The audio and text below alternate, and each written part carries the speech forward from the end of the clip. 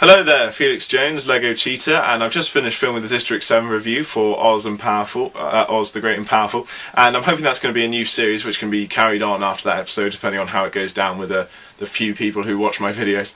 Anyway, now I'm just going to give my proper, honest review of the film, so as I enjoyed it.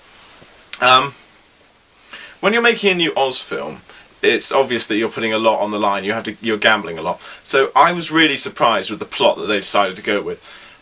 This is a bit of a spoiler, so if you don't want spoilers, spoiler warning now. The plot of this film is your basic prophesies to do something, he refuses to do it because obviously he can't possibly do it, basically, and then turns out in the end he can do it and he does do it.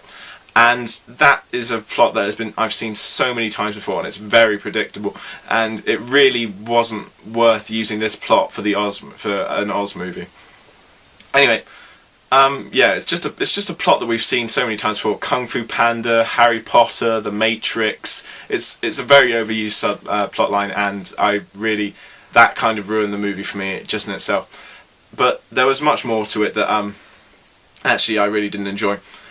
James Franco did a pretty good job as the main character, and I did enjoy him, to be fair. Although for some reason I found his accent very out of place, especially alongside Zach Braff, which I think was probably one of the worst casting choices they could have possibly made. Even if you were going for comedy relief, in a 1905 part, if you're going to put Zach Braff in America in 1905, he sticks out like a sore thumb. That was just insanely distracting for me. I wasn't as much distracted by the girl who did the voice of Meg, playing the one of the witches, but playing Theodora. But I still, I can let that slide, but I can't let Zach Braff slide. And the monkey was the most annoying character I could have found. The pacing in the beginning of the movie. I went on about this in the District 7 review. By the way, I'll put a link at the start of this video so you can check that out if you want to.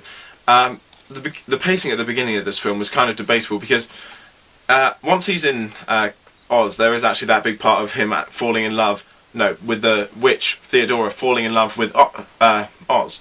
And that felt insanely rushed. It was like 2 scenes and then suddenly she's in love with him. I know the idea is that she's supposed to be naive, but it felt very rushed. And again, this sort of picked up later, and just some of the scenes seemed to go by without really referencing anything.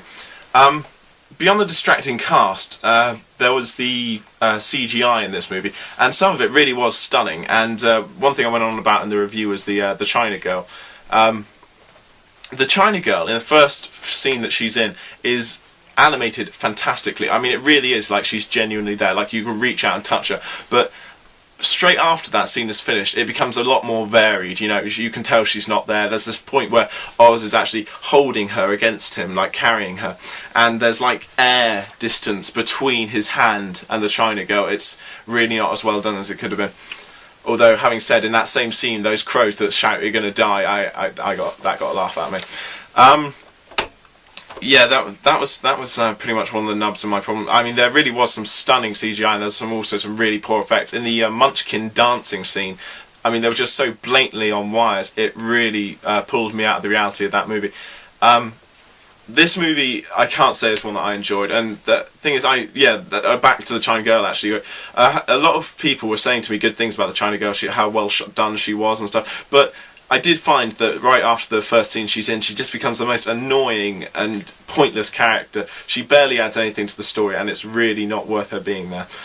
And obviously I was also distracted by the whole thing. Well, if you watch my review, you'll see the other problem I have with the China girl character being a metaphor for something that was going on in the real world. So yeah, all in all, this movie, I really wasn't happy with it. I really thought if you were going to do another Oz film, there was so much further you could go. Like I said, the cast was insanely distracting. Zach Braff was just the worst casting choice you could have thought of to go alongside with a film that was going to be placed alongside a film that's considered so classic. You have the original Wizard of Oz movie, and then you're just slamming this modern crap in it. Oh, that was another thing. James Franco just. Despite the fact I didn't like, there's probably more poor writing and directing, but just the lack of reaction off of the guy when he appears in Oz is like, oh my god, all this amazing stuff, there's a little flying thing in front of my face that spits into my eye. Oh well, it's only a little bit weird. It just wasn't a film I enjoyed. I don't know why James Franco sounded like Hugh Grant when I impersonated him just then. Basically, it's not a film I would like to see again, and I really don't think it goes with the other previous film. And also, yeah, if one thing, last point, I am a big fan of musicals, and don't misinterpret that. And I went to see Wicked on stage, and it's a fantastic play. It's absolutely brilliant, apart from a very weird start. But I kind of link the continuity of Wicked with The Wizard of Oz, and this film totally messed that up for me. And that's not really a big problem with the films. I mean, naturally they can invent their own continuity if they want to, but screw it, I just love Wicked, and that's annoying for me. So anyway, thanks for watching this review. My name's Felix Jones, Lego Cheetah. Don't go see that film. See you.